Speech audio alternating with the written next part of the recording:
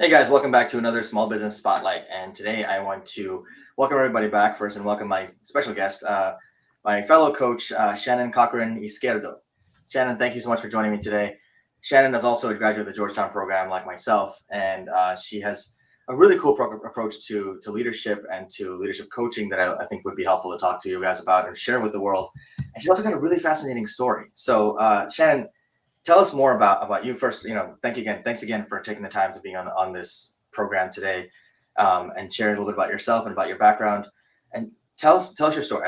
I'd love to have everyone hear your story and where you started and where you're at right now. All right. Well, first and foremost, Drew, thank you so much for having me. I really appreciate being here.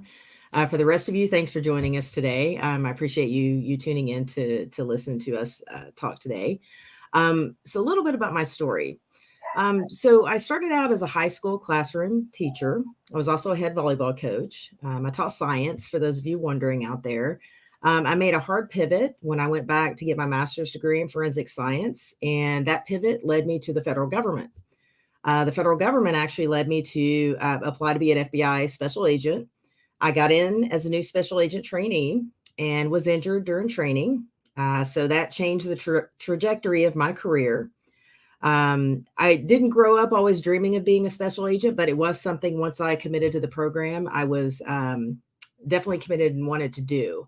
So that was really hard because that took me down a really dark place for a couple of years, trying to figure out who I was, who this new person was, what I wanted to do next, and so forth. My injury ended up leading me to have surgery on both of my lower legs. And so I became an intelligence analyst after that, stayed with the federal government for another couple of years, and then left and became a government contractor. I've been all over the intelligence community in the U.S., worked for and supported a lot of different leaders at all different levels, and have been a strategic communications professional, involved in branding and helping to build websites and helping to develop graphics and so forth. And just messaging so and then became an executive leadership coach. So have had several different pivots, have navigated all over the place. And that seems to be something that, I don't know, kind of sticks out as something that I've become pretty good at, according to some people, is navigating and marketing myself and landing on my feet, if you will. So thanks for asking. Oh, that's awesome. I love that story because it has so many twists and turns, right? And I think that's something we can, just that by itself, something we can all look at and think about, the path we have for ourselves, what success looks like for us, right? I mean, that definition changes every single day to some people, like what does success look like? You may achieve the goal you want to achieve in a week that you set for 6 months, and then what, right? You're going to move along, and then you're ups on the road like you did. You had to deal with that injury, you got back on your feet, literally and figuratively, right? And then the analyst and intelligence community. I think it's funny because a lot of people in the DC area, they tend to get in and get involved with the government contracting community in some way or another, right? It's really funny to show that that's something almost everyone in this area touches somehow or another, right? Yes. And Natasha and Joe, Natasha, how you doing? And Rick, sorry, good to see you guys. They're a good friend of mine. They've been on the show as well, so they've been former guests. Awesome. Hello. But yeah, so Shannon, one thing I love is that every coach has their own approach, right? They have their own coach approach. I didn't mean to rhyme that, but apparently it did. So, but every coach has their unique approach to coaching, right? And their unique kind of, I don't like using the word niche because I think the word niche gets overused a lot of times. Yeah. But I love the name of your company, which is Courageous Leadership, right? And tell me the role that courage has played in your life for you. And you've alluded to this a little bit in terms of how you've lived your life, but tell me more about where that title came from, where that name came from for you. Okay. And actually it's called Coaching Courage, but Courageous Leadership. Nope, you're right. Courageous Leadership plays right into that. It's all right. Sorry. So no problem. So courage for me seems to be something that I guess I didn't realize I was leaning into much of my life, from, teaching in, let's just say a southern state, where being gay fell under moral turpitude. And for me, that was really, really hard to hide. And so I had to lie about my entire life. And so back then I was not as courageous as I think I am now. I've kind of grown into who I am, and I'm comfortable with who I am, and have also gauged in the way that I respond when someone says, "Oh, what does your husband do?" And I say, "Oh, well, my wife does." And they're automatically, most of the time, very apologetic. And I'm like, "No, no, no, it's okay. It's okay." Based on my response and feeling as though it's okay for people to think that I have a husband or maybe not know, it's okay.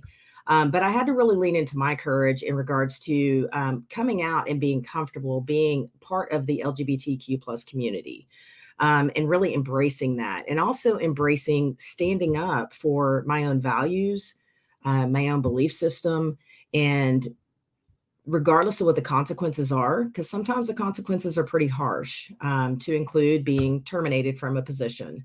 That can happen, and people's livelihood is on the line. And so I think courageous leadership and diversity, equity, and inclusion, there's really an intersection there that I think we can explore more. And so for me, courage has pretty much been a thread throughout my life. I just didn't realize it until recently. So thanks for the question, Drew. Oh, that's awesome, and I love that word courage, because I talk a lot about authenticity, right? I think there's a lot of courage that it takes to be authentic, right? To be that version of you, and to be able to say to someone, actually, I don't have a husband, I have a wife, right? Or like, in my situation, it's like I'm not actually Indian, I'm actually something, like it's the assumptions are there, and it's people don't always have the worst intentions, but still it helps to be able to be courageous and educate them in terms of that, hey, the paradigm that you're looking at things is a little wider than you think it is, right? And so that's really cool. I was curious. There's more curiosity question from my point of view, but I know that in the history of the military, and LGBTQ folks in the military has been kind of spotted. But in the intelligence community, what is it like? Is it, because I know that they're kind of military adjacent? So are there the same challenges in the intelligence community that there have been in the military community? My initial inclination is I haven't been in the military, so I can't say for sure that they're exactly the same, but I would assume that there are a lot of similarities. The military is the military, so it's very hierarchical. In the intelligence community, we're civilian for the most part. Now, there are some that are still tied to DoD and active duty military and so forth. So sometimes that culture will play over into that. It'll bleed over into that. So for me personally, there are different organizations that are more open to people being diverse than some. I also look at there being more male-dominated areas. For example, when I went into, initially in my career as an agent, I was one of 13 women that were in that particular class, out of over 50 that were in my class. So, I mean, it's very small, and that's probably a lot compared to back in the 80s when I think it just became okay. I won't say okay, but when it became acceptable for more women to join the FBI. And not trying to say anything bad about that organization. It's a fantastic organization, but yes, everyone has had their struggles in different ways. And I say everyone, women, LGBTQ plus, depending on which organization you're in, some are more welcoming and more diverse than others. Yeah. No, of course, and nothing disparaging about any of those organizations, right? It's an observation, right? That's what we like to say. Yes. Right? It's not good or bad, just an observation. So that's cool. So how did you adjust to Georgetown, coming from the intelligence community? Was Georgetown and leadership coaching, executive coaching, was that a big adjustment for you in the way you process information, the way you kind of work with folks? It's a really interesting question. So first, I dragged my heels for 3 years before applying to Georgetown. And the reason for that is I thought, oh my gosh, this is a Jesuit college, and they're not going to want someone like me. I mean, a lesbian, female. I mean, come on, they're not going to want someone like me. But someone that I met that is still a mentor of mine, is a dear friend. Hopefully she'll see this. She was at the FBI and was a real bright spot, and was going to Georgetown for another program, and had mentioned that they had a leadership coaching program. And I looked at her and I'm like, again, same things. I don't know if they want someone like me. And she's like, what do you mean? And so for 3 years, I literally dug my heels in. I didn't apply. And my wife kept saying, what do you have to lose? What's the worst they can say? I said, well, no. And she goes, okay, well, so you just said it. So really, what are you waiting on? So long story short, I did apply. I did get in. I think what Georgetown really did for me is it helped me to process information in a different way and really put a mirror up to myself and realize the way that the energy that I was bringing into different situations and the influence I had when I would go into a group that could be positive or negative. So it really helped me to think and process things in a different way around my own behavior. Yep. Yeah, I think that's one of the bigger things that it does for a lot of folks. Is it helps you to hold up that mirror and say, okay, well, who am I being right now? Who do I want to be? And am I being that best version of myself, that I want to be? And it's interesting because like until you know this as well as anyone else, if people call themselves a coach, suddenly one day like, what, I'm gonna be a coach, and no nothing behind that, just other than just like I'm gonna call myself a coach now and just put myself out there that.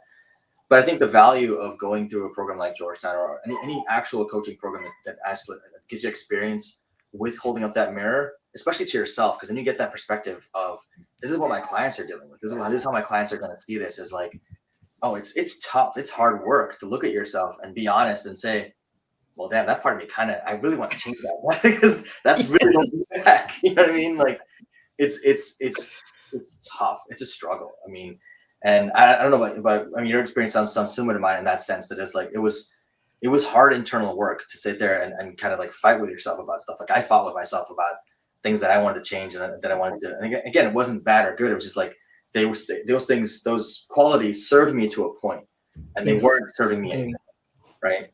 And I think that's the big kind of aha. That was one of the big ahas for me in coaching in Georgetown, was like this. It's okay. It's like that it's okay part. Like, because people have the tendency, and I'm sure you see this with your clients, is like of like attacking themselves. Like, oh, Yes. or this is how could you be this way? When it's something that it's courageous to face that part of yourself, right? It truly is. And I mean, and you bring up an excellent point too. We all have things that we don't like about ourselves. And once we realize, to your point of looking at, that's just part of who we are. And we can help ourselves and learn to mitigate those parts of ourselves that we don't like, the impact they have on us and also on others. But who likes to look at yourself and admit that there's something that we don't like? Nobody that I know of. I mean, it's hard. I mean, you hit that nail on the head. It is hard to look at yourself and admit those things. Yeah. And I'm not a fan of and you can tell me your opinion on this because we haven't talked about this yet, but because we're kind of taking a left turn here. But I'm thinking, taking the conversation to the logical next step for me is like, I'm kind of annoyed with when I see people out there that are like, there's a point where it's like it's okay to make mistakes, but then there's another point where it's like you're almost encouraging mediocrity, right? And to me, that's like a polarity, right? It's like it's something where it's like it is absolutely okay to make mistakes, and I don't mean to ever hold people like, oh my god, I can't believe you did that. But I was talking to someone a while ago, and I was like, oh hey, by the way, this link on the website doesn't work to go to the sign up page you're talking about, and she responded. She wasn't. I don't think she was mean or anything. It was by email. She responded like, oh, I'm just practicing being imperfect. And I'm like, sure, that's one way to look at it. And I'm not trying to, but that's a link to where you want people to sign up. So you might want to, that of all things to be imperfect, that's kind of a key thing to not be imperfect, right? Like, that's going to stop you from getting people to talk to you more. And it was just an interesting reaction. And I was just like, yeah, but you can be imperfect and then say, oh, I'm now aware of this. Now I want to improve this. Like, it's like almost like intentional ignorance. I don't know if you've had an experience with that at all, but that was just something that's. I haven't had experience quite like that. What came to mind though, as you were saying that, is maybe that person was embarrassed to admit that it didn't work, and maybe that was their deflection of, oh, I'm practicing this. I did it on purpose, Right. But yeah, to your point, it's. If you were to let me know that there was a link that didn't work on my website, I'd be like, oh my gosh, I got to go fix that right now. Yeah. How did that get through me? There was like 15 checks I did before this went live. But yeah, I mean, it's just, everybody's different. And I haven't had that experience where people are talking about practicing being imperfect. I think that I don't want to necessarily say there's a time and a place, but there kind of is. Mm-hmm. And I think of us as being, perfectly imperfect Yeah. human beings, as human beings. But when it comes to, like you said, I mean, something as hardcore as a link where you're trying to get people to sign up, or it's going to let them know about you, that's also letting them know about you if it goes to the wrong place or if it doesn't work. And so it may not be the message that you want to convey. Right. And I like the Georgetown thing of like everyone's whole, right? Every person is already really whole already. Yes. And that whole doesn't mean perfect. So it's okay to be imperfect. And at the same time, once you're aware of something, you can change it and make that shift. But anyway, sorry, I digressed on that. But we talk about that all day long. I know, right? Well, what's next for you? So what's on the radar for you right now? What are you doing with your clients right now? What are the offerings you're creating that you want people to be aware of? I know you mentioned we work with mid and senior level leaders. Yes. Tell us more about kind of what you do with them. Yeah. So what I'm trying to do is, or not trying to do, what I'm doing, speaking of language in the coaching world, is what I'm doing is I want to create courageous leaders at all levels, because I think it doesn't have to just be at the C-suite. And if it is just at the C-suite, it's not going to take root in the rest of the organization. It has to be throughout the organization, to where it starts at the top, starts at the bottom, and goes to the middle, where this is being permeated throughout. And so recently I created a workshop. It was accepted by Georgetown. There's going to be 2 offerings in the spring of 2022, and it's called Courageous Leadership in Action. No one said it would be easy. And any of us that you mentioned some examples earlier of courageous leadership, it's not easy. And for each of us, it is different. And most people look at me and think, oh, your maiden name must have been Cochran. It's not. It's the other part. It's the Yzquierdo part, Yzquierdo. And so I'm part Hispanic. And so again, it's looking at people and really looking within them and seeing more than what you're seeing on the outside. And so I really want to help people to see the courage within themselves and to bring that forward and help them see what I see in them, to see that potential, because there's so much potential in each one of us. And so that workshop, again, there's 4 modules. It's 2 days virtual in January and also in April. And the first one, we're really talking about what courageous leadership is. And that talks about building the courage muscle. And when you think about muscles and working out and how we have to exercise those muscles, or, they get atrophied and they don't work very well for us, courage muscle is the same.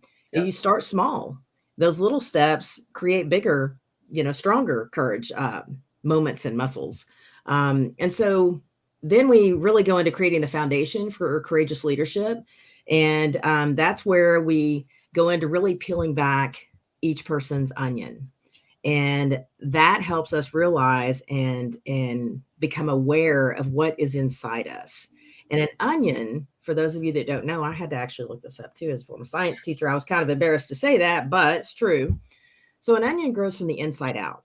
So if you think about that, our childhood experiences and memories are in the outer layers, the ones that are being shed. And then on the inside, those are the most current lessons that we've learned. And so when you take, let's say, a knife and you cut right through that onion and you go right to middle, that's going to create raw, messy, and stinky layers. Those layers that are in the middle that haven't been exposed for a long time, probably going to be the stinky ones. And the ones that are messy, you think about that slimy film of the onion, you don't know where your journey is going to take you. So it can get messy. You think about when you peel an onion and how it's raw and it can make you cry and tear up.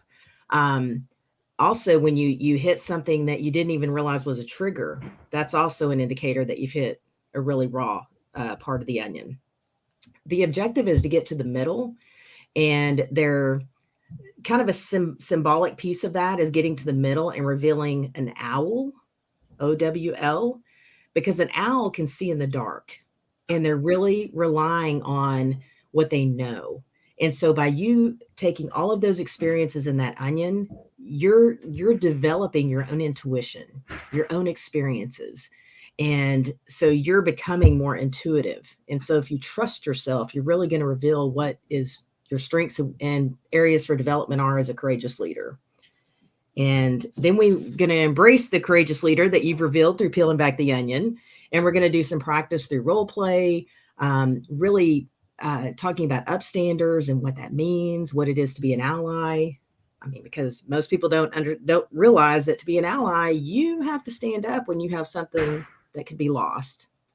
It's not always a popular place to be. So back to the courageous leadership part. Yeah, talk about courage, right? Right? So true. And then I would really like for participants in the workshop to leave with a toolkit, if you will, of a way to permeate courageous leadership within themselves and also within their teams and also the organization, and also an understanding of where courageous leadership and the diversity, equity, and inclusion, the two intersect, because I think that's so important to really understand that. Yeah. So that's something I've been working on. That sounds like an awesome program. It sounds really, really cool. And we can put a link in the description so folks can access that from here, from this video. But no, I mean, that's an awesome. I love that metaphor of the onion. And like I said, we talked about this briefly, but there's, the onion metaphor has been around for a long time. But I think you took it and put a little different spin on there to make sure that it's become your own, which is awesome. So it sounds like a really cool program, and I think folks would be great to check it out and to investigate it really. So we're coming up on time here. I want to ask two final questions. So one question is kind of more of a fun one, and Hachi wants to ask you a question apparently too. But we can leave this question for another time. For the first question is, what was the part of Georgetown that I didn't tell you I was going to ask this question because it just came up, but what was the part of Georgetown that you really aligned with, like content wise? For me, it was adult development, because that kind of gave me a key of how to work with clients. And like say, it's like I had one client that I was working with that for some reason we're just not connecting, and I was like, what is it? And then adult development is like, oh, this guy's super skill centric, so I have to approach differently, and it worked really, really well. So what was the curriculum that you had identified with most at Georgetown? I think it was definitely the adult development part. And I would say the other piece of that was the video that we watched that was about observing. Mm-hmm. I wish I could remember the name of it, but it was about the yes, about the photographer. DeWitt Jones. It's the next best answer. The next right answer. Yes. Yeah. Thank you. Yeah. I absolutely loved that. Yeah. And I think there were so many feelings I could feel viscerally watching that.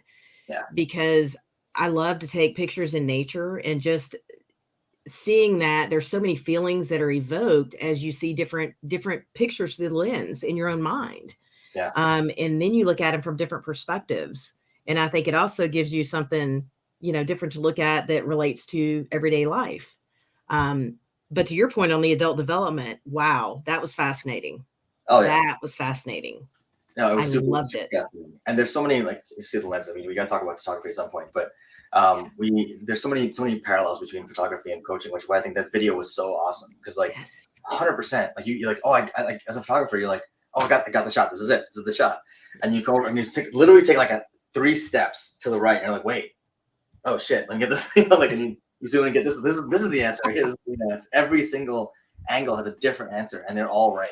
They're all amazing. So awesome. And then cool. I agree with you 100%. I think I love that video too. That was definitely one that resonated with me. So the last question, which you already know I'm going to ask you, is for you, who were the folks that were most influential in your life? Like, maybe the most important person, the most influential top 3 if you have more than one, but who are the folks that meant the most to you in your journey from where you started to now? So I would say growing up, it was definitely my family. My parents had a lot of influence over me and taught me the foundation of who I was to become. And then when I came into my own, as far as being part of the LGBTQ plus community and moving away out of the state that I grew up in, it became my family, the FRAMILY. And those were the people that I chose, my friends that I chose to be part of my family. And they've really been a huge support system throughout my life, and just love being around them. And they've taught me a lot. And so I would say, and the final one would be all the bad leaders that have come across my life and have taught me those really, really hard lessons. And for that, I say thank you, because I wouldn't be here today without you. You taught me to be stronger. You taught me a lot of lessons that I wouldn't have otherwise learned if I would have just had an easy go of it throughout. And I would be remiss without saying that my wife has been a huge, huge support system as well. She's always supported me on anything that I've tried to do, including opening my own coaching business. Who knew that it was going to be a couple weeks before the pandemic started, but here we are. So another hard lesson, but I've learned a lot from it. Anyway, so yes, so those would be the people. Nice. I love that. And I love the one about the bad leaders, because that you're right. I mean, my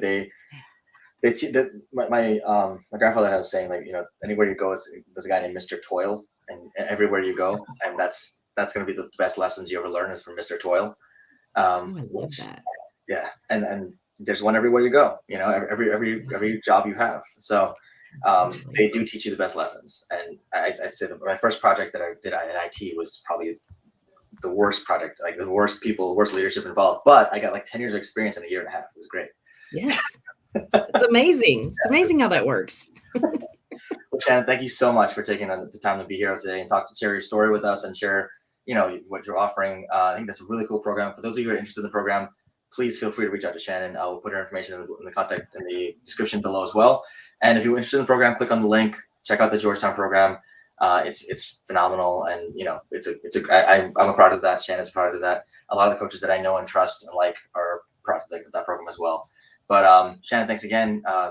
Take care of yourself. Have a great weekend. Everyone have an amazing weekend. If you like this video, hit subscribe, hit the like button, share it with someone who might want to know about this, who wants to talk about courage or authenticity, or what kind of courage they need to have to be an ally or stand up for themselves. Shannon's got an awesome, inspiring story. So please feel free to share that with anyone you want. And we'll talk to you guys soon. Take care. Thank you.